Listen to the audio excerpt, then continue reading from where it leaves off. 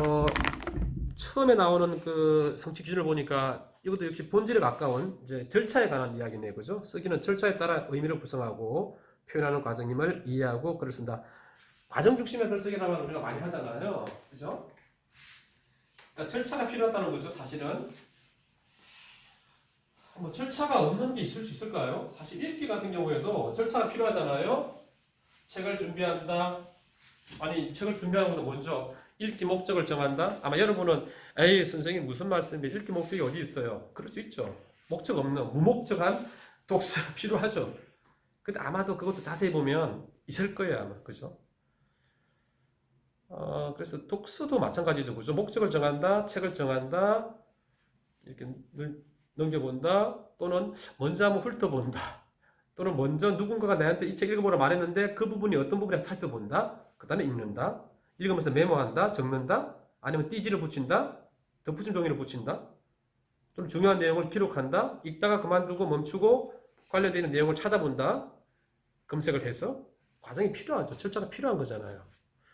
쓰기도 마찬가지인 거죠. 쓰기는 절차가 필요한 거죠. 많죠, 그죠? 글 쓰기 전 단계, 쓰는 중에, 쓰기 난 다음에 다양한 어떤 그런 절차가 필요할 겁니다. 여기 나와 있는 게 여러분 의미를 구성한다는 말 나오죠, 여러분. 그죠? 네, 절차가 필요하다. 의미 구성이 나옵니다. 그죠? 그러니까 성취 기준 하나하나를 보면 여러분 있잖아요. 한번 살펴보시면은, 그러니까 공부가 되는 거죠, 사실은. 어려운 내용이 아니라, 아, 내가 학생들 지도해야 될 핵심적인 내용을 여기서 언급하고 있구나. 표현. 의미 구성 과정을 표현한다. 표현하는 게 계속 나왔죠, 그죠? 의미 구성이 이게 드디어 나왔네요, 그죠? 절차에 따라서 의미 구성을 하는 과정이고, 그걸 표현하는 과정이 바로 쓰기다. 근데 의미 구성이라는 건 아마 읽기도 마찬가지 아닙니까? 읽기도 똑같아요, 여러분. 쓰기뿐만 아니라 읽기도 의미 구성이죠, 그죠? 독자 입장에서는. 그 다음에 목적이나 주제에 따라 알맞은 내용과 매체를 쓰는. 이게 뭐가 나오냐면, 목적이 나오고요, 주제가 나오네요. 이게 여러분 보세요. 독자가 글을 읽을 때는 어땠어요? 어때요? 독자가 글을 읽을 때는 필자가 쓴 글을 무슨 목적으로 읽겠습니까? 아마도 기본적으로, 물론 의도한 독자 나름대로, 자기 나름대로 글을 읽겠지만은, 한편으로는 필자가 구성한 목적, 글을 쓴 목적, 이유, 그죠? 주제 있을 거 아니겠어요? 그걸 찾는 게 중요한 임무이기도 하죠. 그러니까 그런 면에서는 글쓰기를 할 때는 사실은 목적과 주제가 중요한 거죠. 그래서는 목적, 주제. 근데 글을 쓰는 목적과 주제는 어떻습니까, 여러분? 글을 쓰는 도중에 결정이 될까요? 그런 경우가 있을까요? 글을 쓰다가 나 그냥 글을 연필로 그냥 들었을 뿐이야. 글을 쓰면 자연스럽게 내가 새로운 목적이 생겼어. 이런 목적으로 글을 쓸 거야. 주제가 바뀌었어. 주제가 변경될 수는 있을 것 같아요. 그죠? 수정이 되니까. 하지만 글을 쓰는 목적은 쓰기 이전 단계에서 정해지지 않겠어요? 좀 절차가 필요한 거죠. 그래서 글쓰기의 목적, 글쓰는 이유, 주제들은 사실은 쓰기 이전 단계에서 형성된다고 보는 것이 일단 일반적이지 않겠어요? 내용과 매체를 선정합니까? 내용과 매체. 매체가 나옵니다. 그죠? 매체. 내용은 당연히, 왜냐하면 목적과 주제를 정하면 어떤 내용으로 글을 쓸지. 매체. 요즘에는 글쓰기 하면서도 뭐 그림을 집어넣기도 하고 하니까, 그죠? 그 다음에 목적이나 대상에 따라 알맞은 형식. 이제는 목적과 대상이 나오네요. 대상이 나오고 알맞은 형식이란 말이 나옵니다, 여러분. 그죠?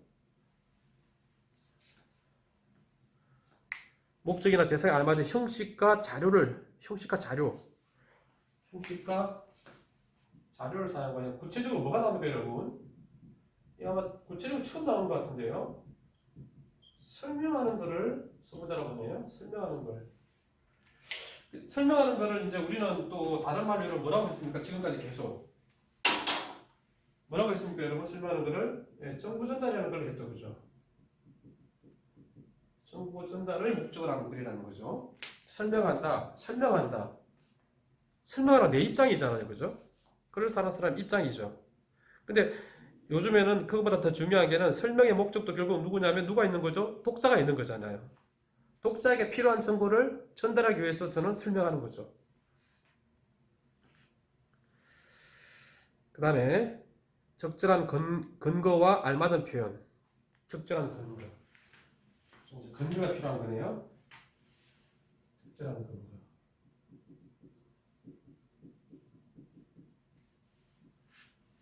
적절한 근거 보니까 어떻습니까, 여러분? 딱 보니까 저건 논술문이야, 주장하는 거야. 그렇죠. 제가 주장을 해야 되는데 그 근거가 적절한지 아마 여러분 저도 제가 이 강의하면서 여러분도 느끼시겠지만은 늘 반성한다고 그랬죠, 그죠? 그러니까 저의 생각인 거죠. 여러분이 제 생각보다 훨씬 더 창의적이고 또 새로운 의견을 낼 거라고 생각합니다. 그래야 되고요. 이영래 선생님 하는 그 말이 다 옳아? 옳다? 그걸 바라는 것도 아니죠. 그래서도 안 되는 거죠. 그래서 아마 제가 수없이 많은 근거들을 말씀드릴 거예요. 그죠? 이렇다, 저렇다. 나의 개인적인 생각이고, 다 개인적인 생각인 거죠. 개인적인 해석인 거죠.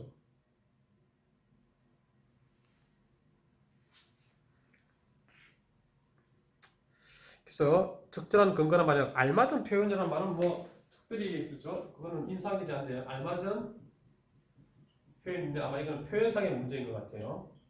그렇게 아주 힘이 센 그런 건 아닌데, 알맞다라는 표현은 좀 학술적인 용어는 아닌 것 같죠? 알맞은 표현.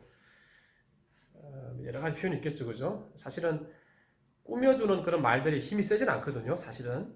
그렇게 우리가 흔히 말하는 그 뭐라고 해야 될까요? 그 체언이라고 합니까? 체언?